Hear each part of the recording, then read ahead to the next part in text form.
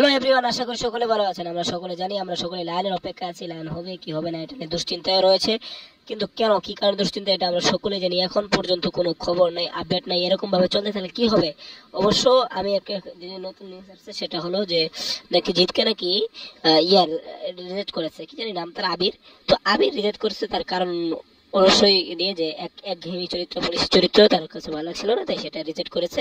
এবং তার মানে মানে আগে থেকে চুক্তি কাজের করে সেই ছবিটি রিজেক্ট করেছে। সেটা হলো, সরি, সেটা তো ছিল সরি সরি সরি, তো ইয়ের কথা বলতেছিলাম, ওটা লায়ন না, ওটা ছিল কেউ বলে বিপ্লবী, কেউ বলে ডাকাত। তো ওটা ভুল করে বলে ফেলেছি। তো যাই হোক, এখন লায়ন আসছে খুব শীঘ্রই। আমি ওই কেউ বলে বিপ্লবী, কেউ বলে ডাকাতের আপডেট এইখানেই দিয়ে দিলাম। তো আমি এখন যেটা মনে করি, আবিরের বিপরীত শ্যামকে রাখলে ভালো হতো, আমাদের বাংলাদেশের শ্যাম। তো যাই হোক, লায়নের আপডেট খুব শীঘ্রই আসবে আমার মনে হচ্ছে, কারণ জিৎ রায়হান রাফি আমেরিকা থেকে ফেরার পরে লায়নের শুটিং স্টার্ট হয়ে যেতে পারে।